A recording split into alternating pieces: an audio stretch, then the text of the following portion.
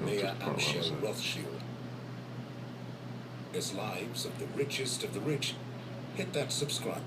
If not thousands of conspiracy theorists who are adamant that the Rothschilds are the ones controlling the world. I don't know about that, but if the Rothschilds are not controlling you at the moment, and you are interested to find out more about the luxurious lives of the richest of the rich, hit that subscribe button. Let me skip past that shit, because, you know, there's plenty of channels on this shit. And ain't about no Rothschilds controlling nothing like that for real. But it's a lot of information, though, if you want to look at all these different families and all this different stuff. See how long it took for that to load up, though? Like, this don't normally really happen when you search up certain stuff. But people would think of that as a conspiracy theory, too, though. Ghetto of the German city of Frankfurt. The family name comes from their ancestral home.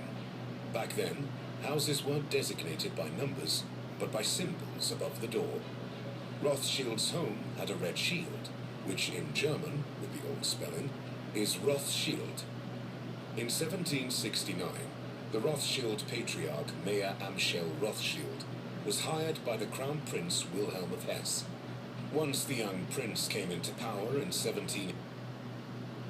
20 of the richest people in America made their fortunes focusing on a single stock belonged. In 1885, he appointed mayor to manage his kingdom's finances as a court Jew. While such a position will be highly offending today, during this age, it was one of the highest honors a Jewish person could have in Catholic-dominated Europe. Every wealthy aristocrat had a court Jew, whom they entrusted with managing their money. The Bible forbade lending money in exchange for profit. While most aristocrats had the moral compass of a drunken chimpanzee in a brothel, they needed to keep their God-obeying appearance, or they risked losing not only the respect of their peers, but their lands and wealth as well. Many Jews, like the Rothschilds, saw this as an opportunity to gain vast riches. You see, they lied to the world on who they really are. They know they come from Esau. They know they come from Amalek. They know they come from Teman. They know they come from all these different names. But they flipped it. That's why they call themselves Jewish. Because they want to be a Jew. They wish they was a Jew. And for what reason? Let me go into this precept real quick.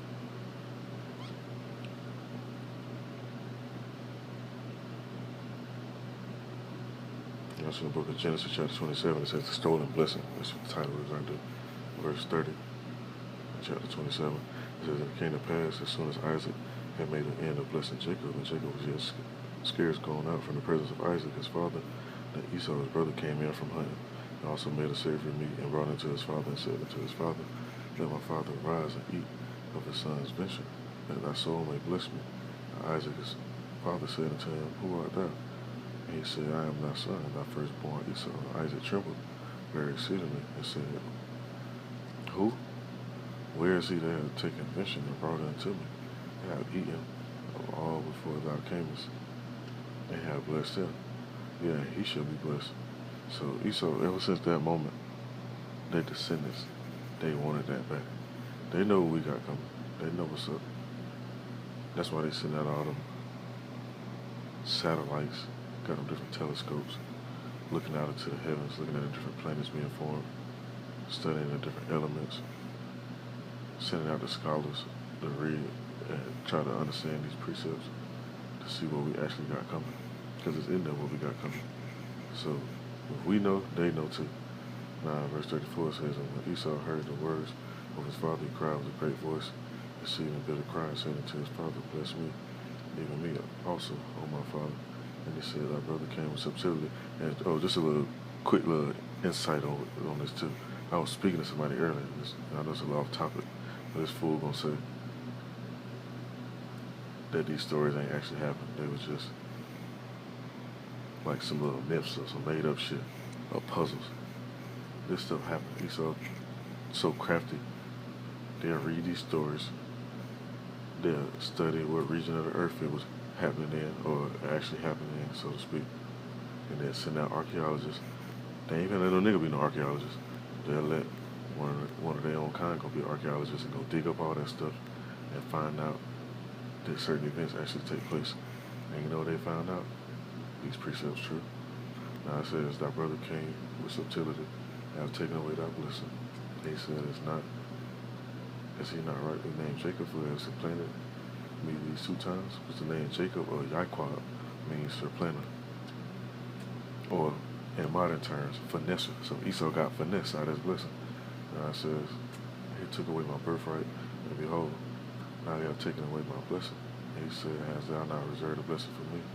And Isaac answered and said unto Esau, behold, I have made them my Lord.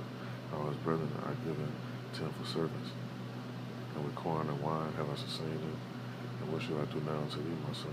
And Esau said unto his father, hast thou but one blessing, my father? Bless me even also, O my father. And Esau lifted up his voice and wept.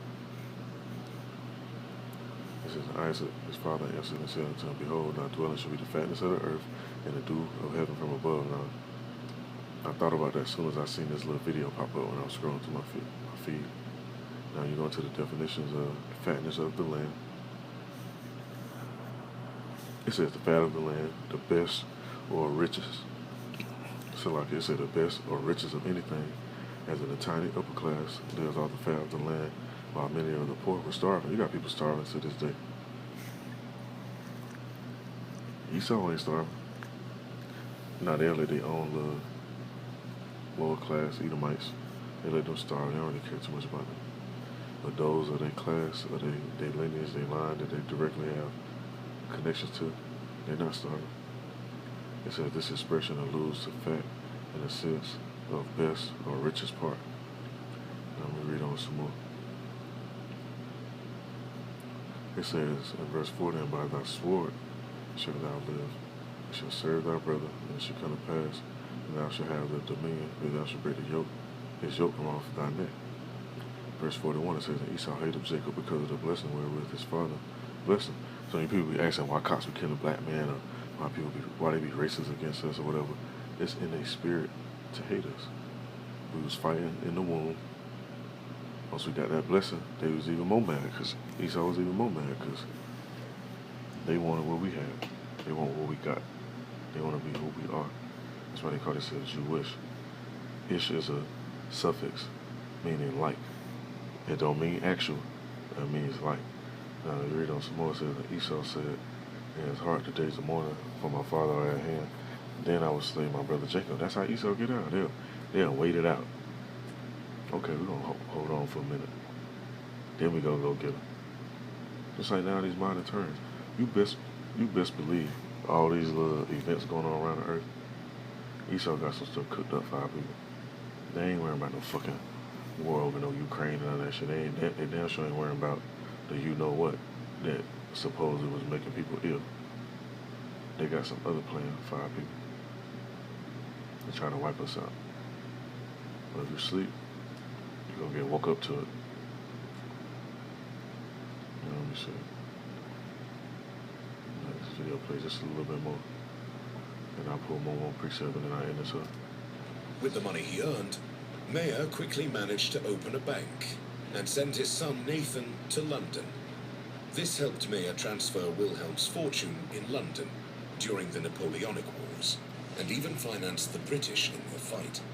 After the Napoleonic Wars, Meyer's other 4 sons opened other banks in Paris, Naples, and Vienna. They predominantly helped aristocrats in their time of financial crisis. They lent huge amounts of money to the countries where they had financial capital in exchange for handsome interests in times of war or when whole countries were on the verge of bankruptcy. In times of what? Let's run that back. It's in their time of financial crisis. They lent huge amounts of money to the countries where they had financial capital in exchange for handsome interests in times of war or when whole countries were on the verge of bankruptcy. And this shit been going on for hundreds of years, man. They've been milking this shit. But it was all because the Most High set them up to do that. Just because our errors as well, because we fucked up. We had a chance to rule for a little minute. You hear about the Dark Ages, the Holy Roman Empire, the Byzantine Empire. Hear about the stories about over in Greece. Hear about Ireland, Scotland. We hear the story of the Swarts and all that different stuff like that. our people had a chance to rule for a minute. The Esau got let out, which was all part of prophecy anyway. Once they got let out, they started taking over and doing this shit right here. So, it turned out that Rothschilds were funding and profiting from every war during the 19th century in Europe. So you see stuff going on now. Who do you think making the money for real? Where that money getting funneled to? And believe me, there wasn't a shortage. Financing both sides in a conflict, causing devastation and misery, is not the definition of ethical, in my humble opinion, but no one can argue with the result. Today, the Rothschilds... Let me get a preset. I know I said I was going to get one, but I may get a few more. So, let's just bear with me. That's about Habakkuk chapter 2. And verse 5, it says... Let me scroll down just a little bit so I can get the proper version I want to read.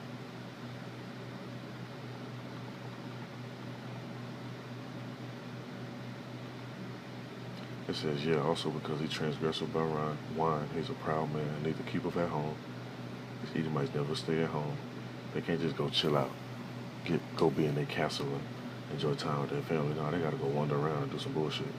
God says, neither keepeth at home, who enlarge of his desire is hell, and is as death, and cannot be satisfied, but gathereth unto him all nations, and heapeth unto him all people. And that's how they get out. They don't want to do this. Our people don't do that. We ain't gathering no all nations, and we ain't heaping all people to us. Rothschild's vast fortune is the topic of just as many myths as there are... And see, when you really read these precepts, it's clear, even though the Most High really got to be working on your spirit for you to fully understand this. It says playing into the holy, stumbling blocks of the wicked. So most people look at this stuff and really don't think too much of it. But when you see what's going on the earth today, the characteristics of certain people, you put 1 and 2 together, and you're going to get your 3. Stars in the sky. Some sources claim the wealthiest family owns about 500 trillion US. Alfred changed my life. I used to drink a lot of coffee, and I got honest with myself. US dollars. That's, however, not just hard to believe, but practically impossible, since the whole world's capital is estimated to be around 1 to 2 quadrillion. So a family controlling quarter to a half of the entire world's money is beyond crazy. Yeah, it sounds beyond crazy, but it's not, because Esau really get down like that. And that's just an estimate. They can report 500 trillion. Should be way more than that shit. And they just sitting on it, getting gold bullion. Cause they see, you see how people, they get a little money, they want to hold the money phones up and, you know, put the stacks on the arms and shit. Esau ain't doing that shit. They gonna get bullion and stashing it in them vaults. But that paper burn up. That bullion, you can melt it and turn it into what you want to. Let's see, let me get another preset. They're not in this. I'm gonna say this link too and put it in the video, so you can go check this out. Let me get this link real quick.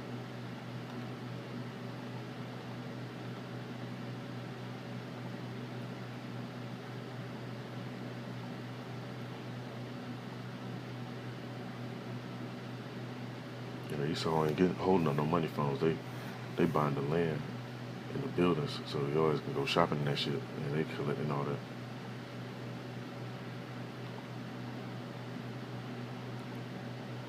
Controlling the shit that goes in vehicles to transport everything.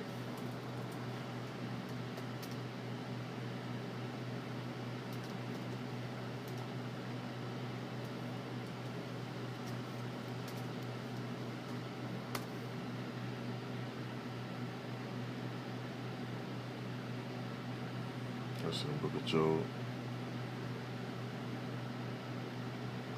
Let's see.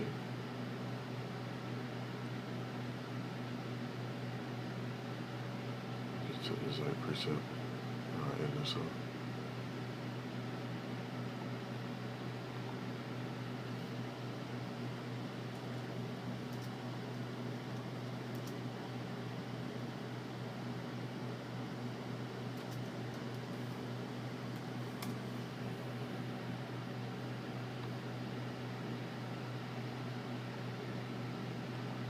Now, the events is about to take place. they actually gonna succeed with a lot of them. When they implement that, you know what that they plan on putting in people's hands and foreheads. When you read the book of Revelation, they're gonna get to a certain point. Now the book of Job, it says in verse 20, chapter 23, when he is about to fill his belly, God should cast the fury of his wrath upon him and should rain it upon him while he's eating. So once they get to that certain peak, and then that's it. It's over with for Esau. Each kingdom, each ruler, they had their day. Theirs coming, and that is, and that's just what it is. And they know it. That's why they want to try to escape, try to figure out how they could build areas up on Mars, try to fly one of Jupiter moons and all that bullshit, or build space hotels, of digging holes in the earth, so to speak, and wait for the smoke to clear and come back up. There ain't none of that going on with it, so I just want to bring this out. I don't want to write this out. It's edifying. Call all y'all about Shem Shah. And shalom to the lick.